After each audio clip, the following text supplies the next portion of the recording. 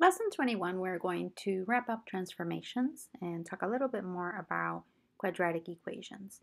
In this particular example, we have a quadratic equation, 2x squared plus 12x plus 1, and we want to write it in vertex form.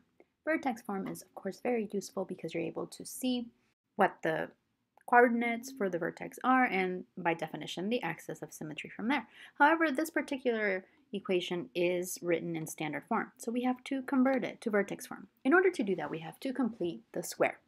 So if you remember the steps to complete the square, we take the first two monomials, we group them, and then we factor out a greatest common factor. Let's not forget about that 1 that we leave at the end. And then we're going to take the coefficient for b divided by 2. In this case, it's 6, which gives us 3, and then we're going to square it. And that's going to give us the square that we are missing. We are going to multiply that by 2, the factor that we factored out, and that gives us 18, and then we're going to subtract it to balance the equation.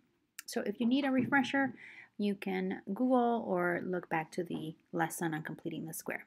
We are now left with a trinomial x squared plus 6x plus 9, which is actually the expanded form of x plus 3 squared. So that's what I'm going to do right now, is I'm just going to rewrite that as x plus 3 squared, and having the 2 as a coefficient out, and I've simplified the 1 and the negative 18 into a negative 17.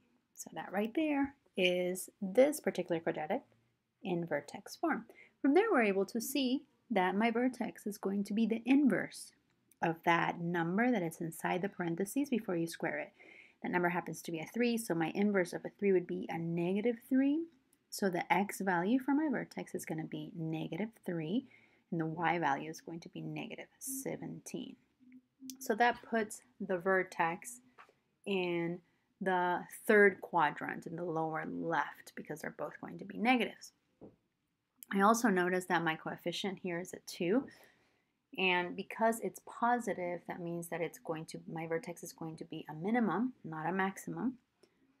And my parent function, of course, is going to be the simple quadratic of x squared. Now, once I have this in vertex form, I'm able to tell any kind of transformations that have happened to the original parent function. So looking at what has happened here from x squared to all of a sudden our new one, I can tell that I have gone left 3 spaces, and that indicates the plus 3 after the x before you square it. I have also moved the whole quadratic down, the graph down 17 spaces, or units as we prefer to call them, because we don't know what those units are. And the last thing is we notice that there has been a stretch. This has been stretched with a scale factor of 2. So again, having the quadratic written in vertex form is incredibly useful, as we're able to see how the parent graph has changed. A lot easier than if it were just in standard form and what we originally started with. So in this lesson, what we're going to do is we're going to talk about just that. We're going to talk about transformations and how to be able to tell from there. So here's what we're going to do.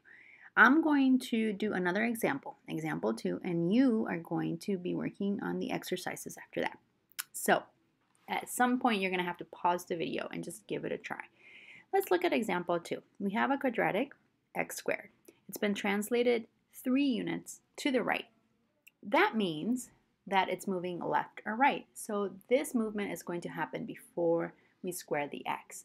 So I'm going to subtract 3, as you see. But it's also been vertically stretched by a factor of 4, and that means that outside the parentheses, I'm going to have a 4. It's also been moved up 2 units, so I'm going to add the 2 units up. And that is the formula, the new formula of the transformed graph. So what I want you to do is, at this point, you can pause the video and try to do A, B, C, D, E. I don't want you to graph it, but I do want you, because it says without a graphing calculator, I do want you to try to do this without a graphing calculator. I want you to describe the transformation that occurred. Tell me, did it move up? Did it move down?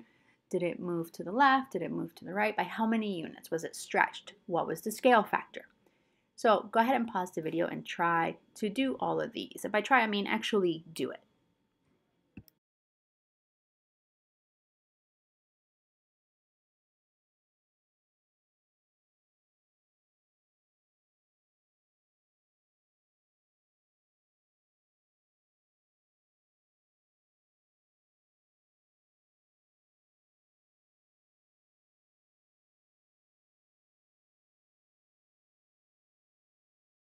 The first three are relatively easy, so I'm just going to write down the description of how these graphs changed and transformed.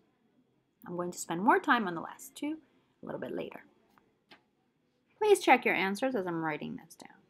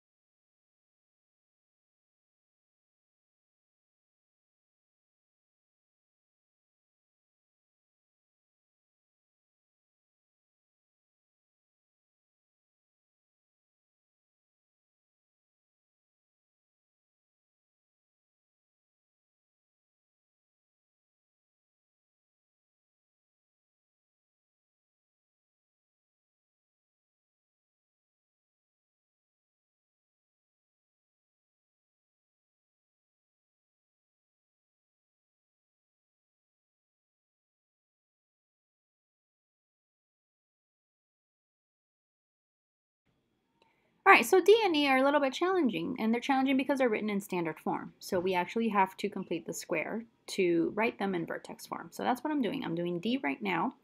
I'm taking the coefficient of B, which is negative 2 divided by 2, you get negative 1. Square that, you get a 1. So to complete the square, we would have to add a 1 and subtract a 1. There's no coefficients to deal with here, so this makes it relatively easy. This is the same thing as saying x minus 1 squared. And so once you write it like that and subtract the 1, let's not forget to do that to balance the equation, then it becomes a little bit easier. So I'm going to actually do that for E as well before I start writing down the descriptors.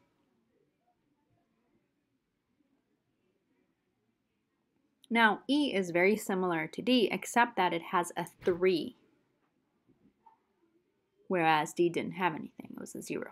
So you are going to end up with the same number when you're completing the square, but when you subtract the 1, instead of it being minus 1, you actually have to subtract that 1 from the 3, which ends up giving you a 2.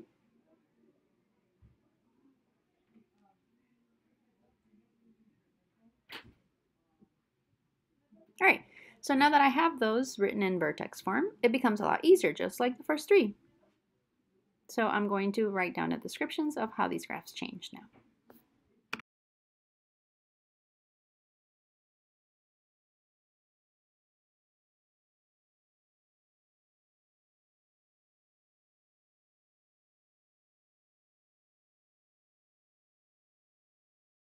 That's pretty much all there is to it in this lesson. If you need a review, you can watch this again. Otherwise, I'll see you in class.